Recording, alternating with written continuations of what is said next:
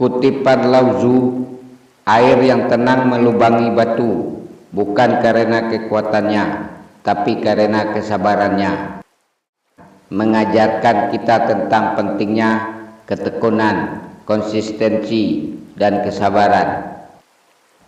Air yang tampak lemah dan lembut mampu melubangi batu yang keras karena terus-menerus menetes tanpa henti. Analogi ini dapat diterapkan dalam berbagai aspek kehidupan. Keberhasilan bukan instan. Keberhasilan seringkali bukan hasil dari kekuatan instan, tetapi dari usaha kecil yang dilakukan secara konsisten. Kesabaran sebagai kekuatan. Kesabaran dan ketekunan adalah kekuatan sejati dalam menghadapi tantangan. Jangan remehkan langkah kecil.